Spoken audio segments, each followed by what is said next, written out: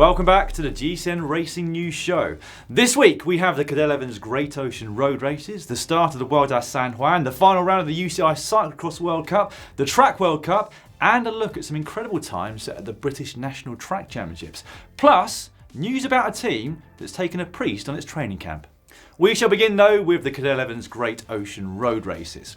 In the men's, a select group of around 40 riders made the finish together. A break containing Laurens De Vreese, Elliot and Carter Turnbull gained 4 minutes earlier in the race. They were kept under control by the sprinters teams, mainly led by Mitchelton Scott, who were mainly led by Sam Bewley. With the break caught with 10 kilometres to go, fresh attacks were made on the run into the finish, but none were powerful enough to stay away, so a thinned out bunch sprint was on the cards. And it was a very close fought battle that was ultimately won by Elia Viviani of Deceuninck Quickstep, making up for his second place in the same race this time last year. Viviani lunged for the line ahead of Ewan of Lotto Soudal, who came second, whilst rounding out the podium and quite a way behind the top two sprinters was Daryl Impey of Mitchelton Scott. A job well done, you have to say, for Viviani in Australia, who is now already up on his win rate from this time last year at the same point. Could he even surpass his 18 wins of 2018? We'll see. He now heads to the UAE Tour at the end of February. In the women's race, it was a solo victory for Arlenis Sierra of Team Astana, who finished 19 seconds clear of chasing duo Lucy Kennedy and Amanda Spratt, both of Mitchelton Scott. The final 10Ks proved to be even more aggressive than the men's race. Sierra only joined the very front of the race in the final 6Ks, but then at 4Ks to go, she simply rode everyone off her wheel and powered on to victory. Now, Arlenis is quite a rider with an incredible backstory. I have mentioned it here before on the GCN Racing News Show, but if you missed it, I thoroughly recommend you have a read. We shall link to it in the description just below this video. Meanwhile, another set of stars were starting their season over in Argentina at the Vuelta San Juan. The warm-up criterion was won by Deceuninck Quickstep's Max Richesi, but the main event started yesterday with Fernando Gaviria taking his first win for UAE Team Emirates in a bunch sprint. That actually means that it's the 5th season in a row that he's won his first race of the year. Quite an impressive stat for his age. Remco Evenepoel made what has been a hotly anticipated pro debut for Deceuninck Quickstep. The Belgians completely skipped the under-23 ranks to go straight into the World Tour, which is a rarity to say the least. He has apparently already earmarked a stage to make his first impression on the pro peloton just days after his 19th birthday. The race also saw Mark Cavendish back in the peloton after what can only be described as his worst season ever in 2018. He finished 8th on the day, and it's going to be really interesting, in fact, to follow his progress on what could almost be described as a comeback season. More sprinter news now, as Andre Greipel raced in Africa for the first time in his career last week. I think it's fair to say he had mixed results and wasn't quite producing the successes he was hoping for, but he finally sprinted to victory on stage 6 of La Tropicale Amissa Bongo. A huge relief was how Greipel described the result, which will no doubt build confidence within his new team Arkea Samsic. What I particularly liked was this tweet of congratulations from his ex-manager at Lotto Soudal, Marc Sargeant. I've said it before, and I'm going to say it again. He must be the nicest and most encouraging team manager in pro cycling. That very same race was also the dawn of a new era, as Biniam Girmay became the first male rider born in the 21st century to win a UCI sanctioned road race. The Eritrean was born on the 2nd of April in the year 2000.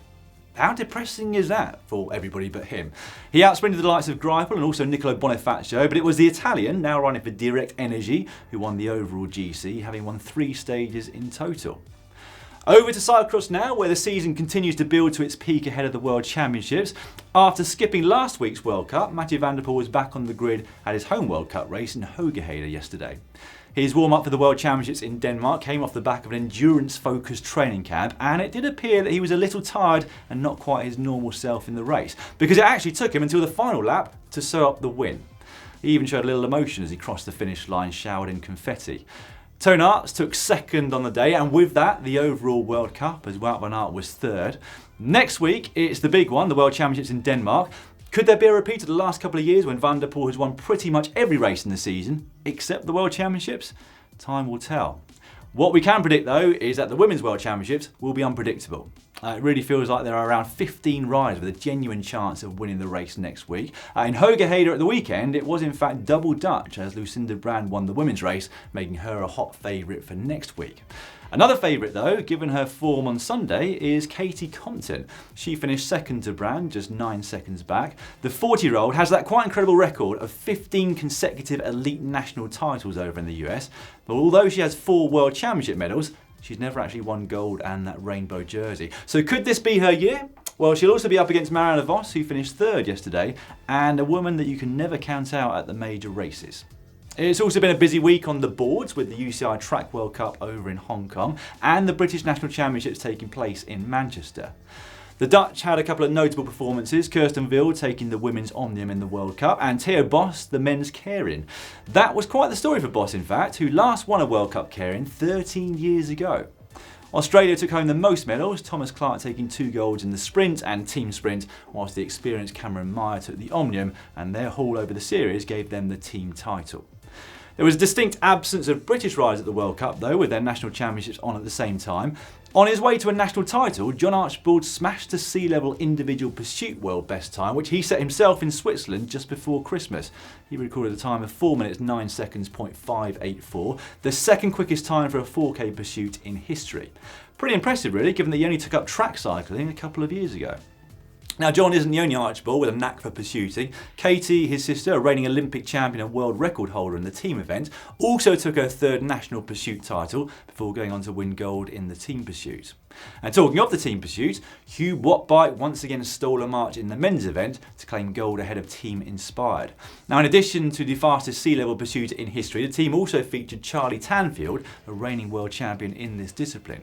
That team is now claiming that they are the team that should represent Great Britain at the Olympic team pursuit in Tokyo in 2020, rather than Team GB's own funded athletes. And given their performances in the last couple of years and the consistency of those performances, you'd have to say that they're making a good case. I mean, how long can underdogs be considered underdogs if they keep beating the overdogs? On to some other race-related news now. We all love a new bike day, but I can imagine it must be even better if you are a national champion. Check out this custom De Rosa for Irish national champion Conor Dunn.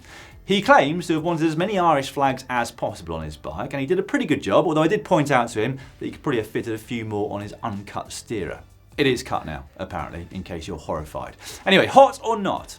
Why not take the poll that's on the screen right now? RCS Sport last week announced the 4 wildcards that will compete at this year's Giro d'Italia. They are Androni Giocattoli Deceuninck, Bardiani CSF, the Israel Cycling Academy and Nippo Vini Fantini Faisane. A few have spoken of their disappointment that Giovanni Visconti, a multiple-time Italian national champion, will not be at the race. That's after his team Neri Sotoli was snubbed, but then you can't please everybody all of the time. Now, it was clearly a slow news week on the Sportza website in Belgium last week because they discovered that Ultimo Kilometro, run by an ex-pro rider, has won the Italian Ice Cream Salon of the Year award, which I can imagine must be quite prestigious. Paolo Fornacchiari was previously better known as a deluxe domestique for Paolo Bettini, Gilberto Simoni or Michele Bartoli, but that might now have changed because he also won another award for the best flavour with the Ari Ari ice cream with liquor, peanuts and orange flavour. Sounds interesting. Almost as obscure was the news that Spanish team BH Burgos have taken a priest on their training camp in order to teach the team about morals and offer a chance to confess as well. This whilst the team endures a 21-day ban from competition following 3 riders testing positive in the space of 12 months. An unorthodox approach perhaps, but one that will hopefully see the team put their struggles behind them and move forward as a stronger unit. Regardless as to how you view their methods, it's good to see them actually taking some serious action. In other news, Tosh van der Sande has been exonerated for his misdemeanour at the Ghent 6-day late last year. The substance found in his urine was rumoured to be prednisolone, found in a nasal spray, which is permitted if you declare it, which van der Sande didn't. The UCI released a statement last week declaring that it was an administrative error, therefore clearing the Belgian to resume competition. Certainly a lesson to him and also to any other athlete out there. If there's a permissible drug that you need to use, make sure you declare it at the anti-doping control. And on that note, we shall finish this week's show. Next week, I'll be back with the World Cyclocross Championships, the conclusion of the Vuelta San Juan, the men's and women's Herald Sun Tours over in Melbourne, plus the opening European races over in Mallorca. Speaking of which, there are still some places up for grabs for our very own Mallorca trip at the end of March. So if you'd like to join me and the rest of the presenters for a lot of fun both on and off the bike, make sure you check out our website, which is gcnevents.co. One of the presenters who will be there is Chris Opie, and if you'd like to know a little more about him, make sure you check out his Meet the Presenters video, which you can find just down here.